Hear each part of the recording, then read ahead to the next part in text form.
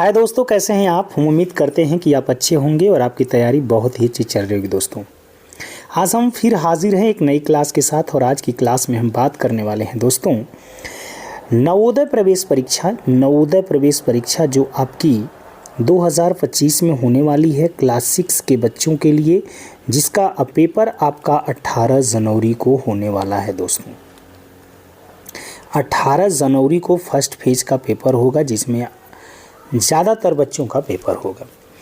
ठीक है, ज़्यादातर बच्चों का इसी फेज में पेपर होने वाला है, जो पेपर आपका है 18 जनवरी को।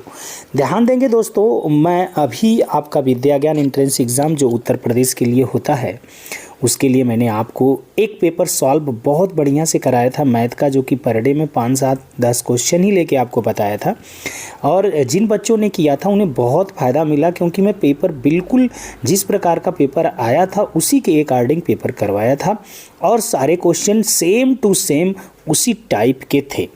तो इस बात को ध्यान में रखते हुए कि कम पढ़ के कैसे हम अपनी तैयारी को पूरा करें और कैसे 18 जनवरी के पेपर में हम अच्छे नंबर लाएं, इसके लिए दोस्तों हम आपके साथ जुड़ रहे हैं और आज से पर डे आपको हर पार्ट के क्वेश्चन मिलते जाएंगे। फिलहाल अभी मैं मैथ पार्ट से आपको बात करने के लिए जा रहा हूं और पेपर में जैसा क्वेश्चन आएगा वही नहीं, उसके साथ हम बात करेंगे कि किस चैप्टर से मतलब किस टॉपिक से कितने क्वेश्चन आपके एग्ज़ाम में आते हैं, किस टॉपिक से कितने क्वेश्चन आपके एग्ज़ाम में आते हैं। जैसे संख्या पद्धति होती है, तो संख्या पद्धति से कई क्वेश्चन आपके टॉपिक में आएंगे। ठीक है, संख्या पद्धति आपके टॉपिक में है तो क्या संख्या पद्धति पढ़ना इम्पोर्टेंट है या नहीं इम्पोर्टेंट है, या हमारी परीक्षा की दृष्टि से ये कै नंबर देने वाला है। 2 क्वेश्चन आएंगे, 3 क्वेश्चन आएंगे, 4 क्वेश्चन आएंगे, 5 क्वेश्चन आएंगे। अगर क्वेश्चन इनसे ज़्यादा आते हैं तो हमें ज़्यादा अच्छे से इस टॉपिक को फिनिश करना होगा। दोस्तों ये बात तो अच्छे से आप समझ रहे होंगे। तो ठीक, मैं टॉपिक वाइज भी चलूँगा, आपको बिल्कुल पता चलेगा कि किस टॉपिक से कितने क्वेश्चन आ रहे हैं और आप उसी टाइप के और ढेर सारे क्वेश्चन अपने घरों पे लगाइए।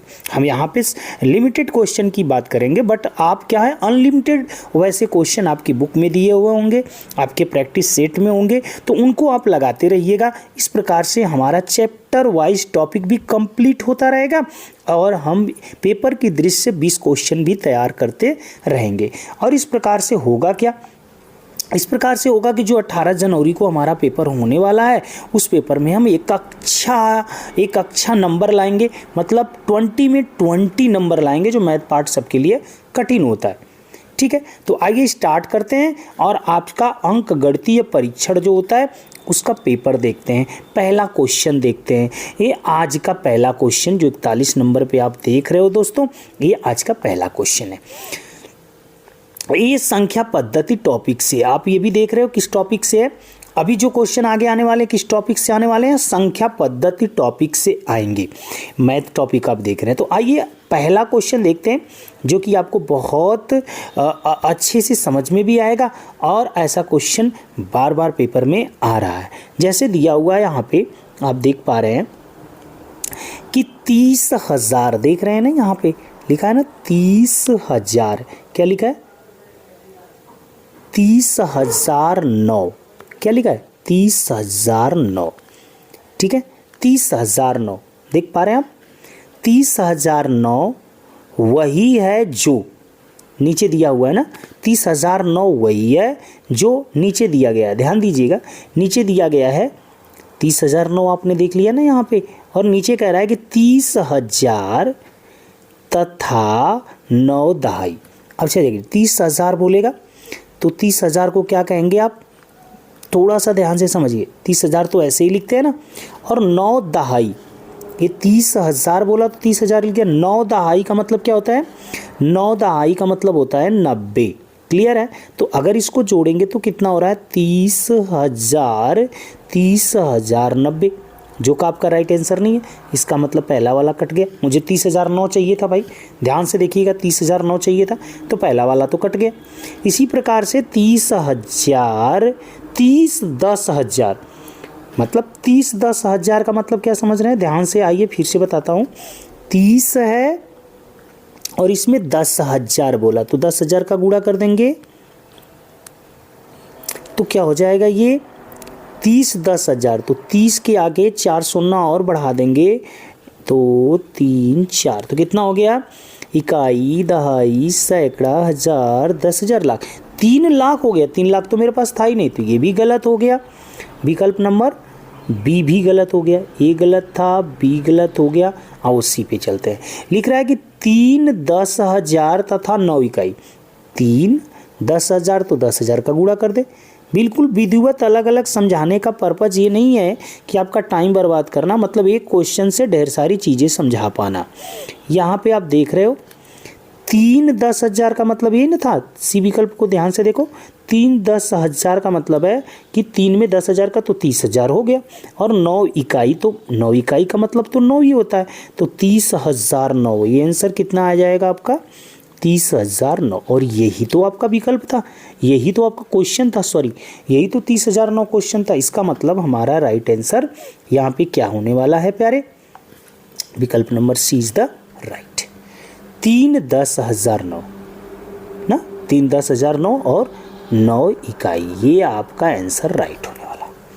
तो बात क्लियर है ना? क्लियर है दोस्तों? तो लाइक करें, अपने दोस्तों तक पहुंचाएं कि एक ऐसी प्लेटफार्म है जहां पे हम बहुत आसानी से आराम से तैयारी कर सकते हैं। आइए क्वेश्चन नंबर 2 मतलब 42 नंबर पे दिया हुआ है आज का दूसरा क्वेश्चन देखते हैं।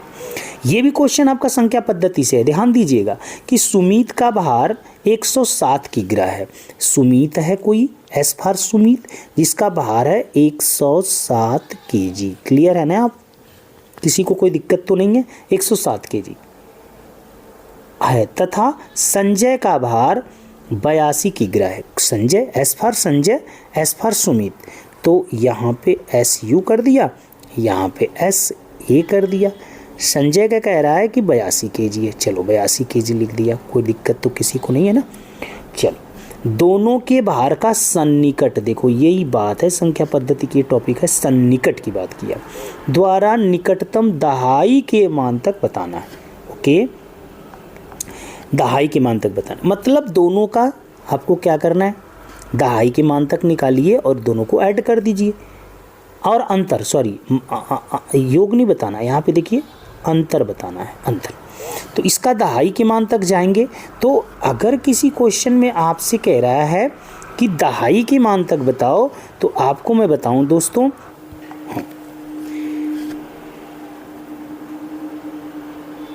तो यहाँ पर हम क्या देखते हैं? यहाँ पर हम देखेंगे इकाई का अंक। क्या देखेंगे? इकाई का अंक। देख रहे हैं ना, इकाई का अंक दोनों जगह साथ है। यहाँ पे अगर इकाई का अंक क्या होता है? 5 या 5 से अधिक, 5 या 5 से क्या हो? अधिक, 5 से अधिक हो। ध्यान दीजिएगा, 5 या 5 से अधिक होगा तो दहाई वाले को 1 प्लस कर देंगे, तो यहाँ पे हो जाएगा 1 1 10। यहाँ पे अगर 5 या 5 से कम होगा दोस्तों, तो कम के सेंस में क्या करेंगे? दहाई वाले को ज्यों का त्यों रहने देंगे, कोई परिवर्तन नहीं होगा, और उसके बाद सब 0 हो जाएगा। ये अंतर करेंगे तो कितना आ रहा है? सबको पता है 30, तो 30 मेरा आंसर होगा। आइए विकल्प में देखते हैं कौन सा विकल्प राइट हो रहा है। विकल्प number A is the right. समझ पाए आप? चलिए आगे चलते हैं। क्वेश्चन नंबर आज का तीसरा देखते हैं। ये भी संख्या पद्धति से, ध्यान दीजिएगा, संख्या पद्धति से आपने कितने क्वेश्चन अभी लगा लिए? 2। और तीसरा भी कह रहा है कि एक संख्या, यहाँ पर आप देख रहे हैं, एक संख्या के अंकों का जोड़ संख्या से घटाया जाता है, परिणामी संख्या सर्वदा भाज्य होगी। कह रहा है ना, एक संख्या के अंकों का जोड़, संख्या के अंकों का जोड़ हमें करना है। किसका जोड़ करना है? एक संख्या के अंकों का जोड़। मान लीजिए हमने संख्या क्या ले लिया? 25 ले लिया। मान लीजिए हमने संख्या क्या ले लिया? 43 ले लिया। मान लीजिए हमने संख्या क्या ले लिया? 37 ले लिया। अब संख्या का जोड़, अंकों का जोड़ करेंगे तो 5 2 7, इसमें से 7 घटाएंगे। संख्या के अंकों का जोड़ेंगे 4 3 7, 7 घटाएंगे, 7 3 10, 10 घटाएंगे। अब घटा के जो आ रहा है, ध्यान दीजिएगा, घटा के इसमें से 25 में से 7 अगर घटा लिया तो कितना बचेगा? 18। 43 में से 7 घटा लिया तो कितना बचेगा? 36 बचेगा। यहाँ पे 37 में से 10 घटा लिया तो कितना बचेगा? 27। कितना बचेगा? 27। अब कह रहा है कि सर्वदा अविभाज्य होगा, जो नीचे दिया गया। अच्छा बताइए 18, 36 और 27 जो दिया गया, इसको हमेशा कौन सा डिजिट है जो सब में कॉमन है? या इनका एचसीएफ लेके देख लो आप, तो एचसीएफ लेगो तो 9 आएगा। 9 से सब कट रहे हैं, इसका मतलब विकल्प नंबर कौन सा होगा? डी। विकल्प नंबर आपका कौन सा राइट हो रहा है अभी दोस्तों? डी राइट हो रहा है, जिसमें आपका दिया गया है 9 आंसर। ठीक है, अब तो बात समझ में आ गई ना? क्या करना है? बोला था संख्या के अंकों का जोड़ करना, तो संख्या के अंकों का जोड़ कर दिया और उस जोड़ को उस संख्या में से घटाया, तो जो परिणामी हमारा आ रहा था वो हमेशा 9 से घट रहा था। तो आंसर हमारा विकल्प number D is the right. चलिए आगे बढ़ते हैं और अगला क्वेश्चन देखते हैं किस टॉपिक से है। तो अगला क्वेश्चन भी प्यारे यहाँ पर संख्या पद्धति टॉपिक से ही है। देख पा रहे हैं ना आप, संख्या पद्धति टॉपिक से ही है। क्या है? 3 अंकों की बड़ी से बड़ी संख्या तथा 3 अंकों की छोटी से छोटी संख्या जो, ध्यान दीजिएगा, 960 960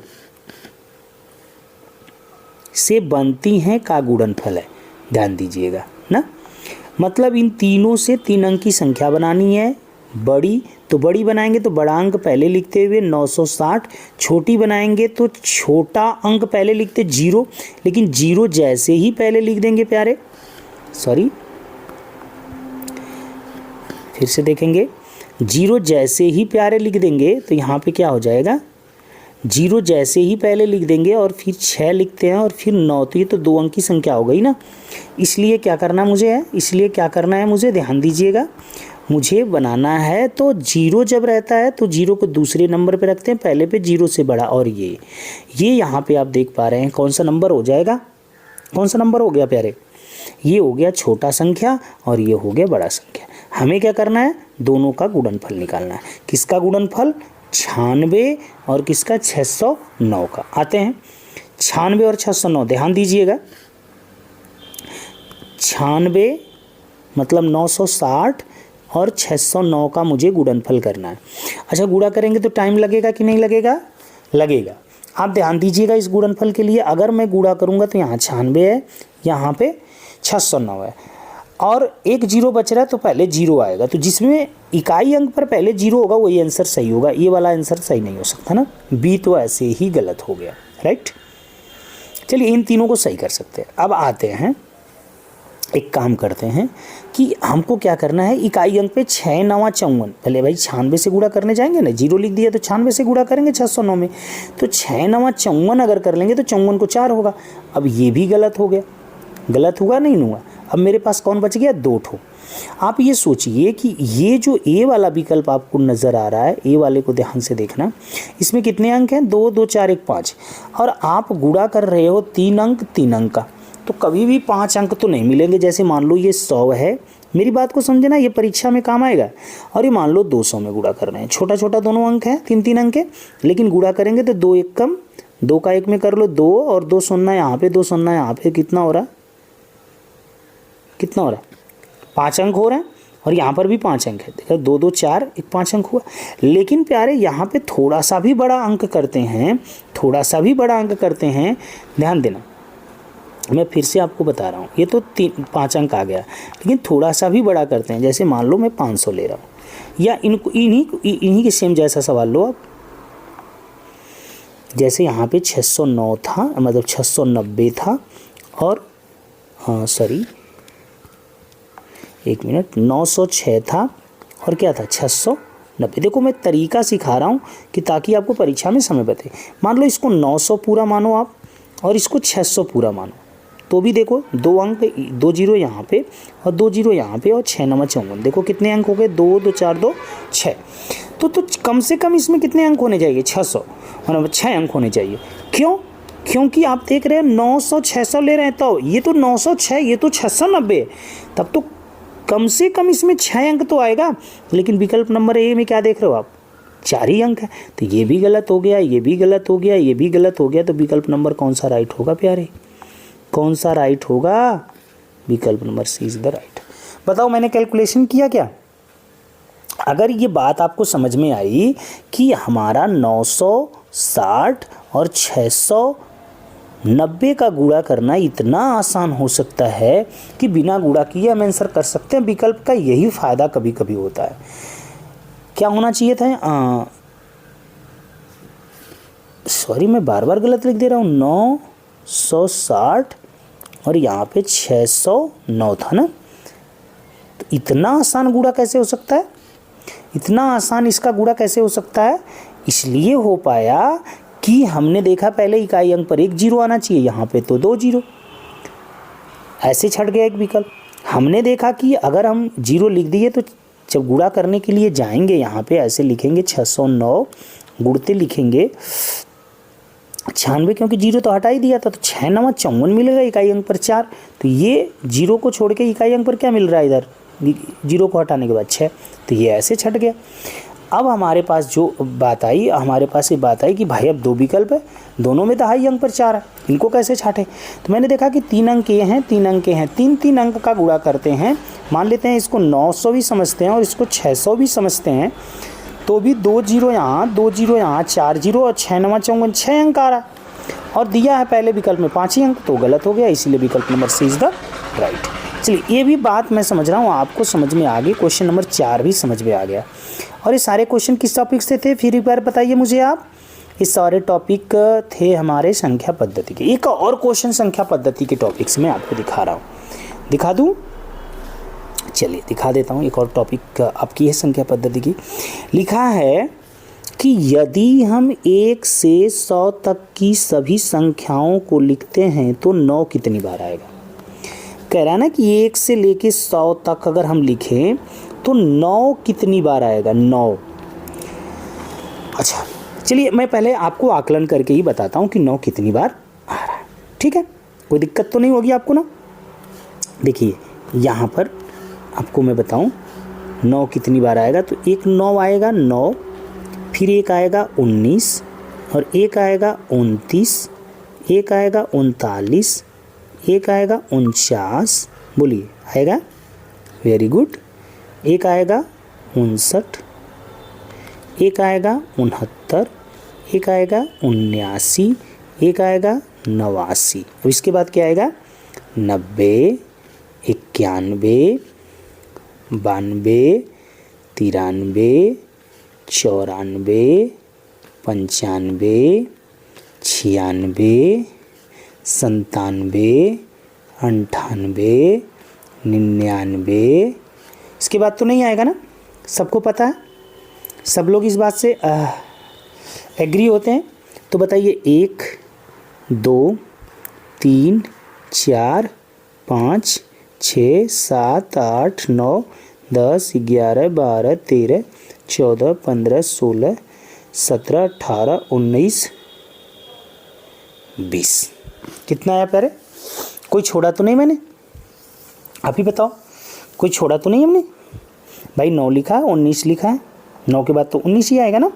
फिर 29 है, 39 है, 49 है, 59 है, 69 है, 89, 89, यहाँ पे 90 है, यहाँ पे क्या है 91 है, 92 है, 93, 94, 95, 96, 97, 98, 99। तो यहाँ पे आपने देखा कि 1 हो रहा है, 2 हो रहा है, 3 हो रहा है, 4 हो रहा है, 5 हो रहा है, 6 हो रहा है, 7 हो रहा है, 8 हो रहा है, 9 हो रहा है, 10 11 12 13 14 15 16 17 18 19 20।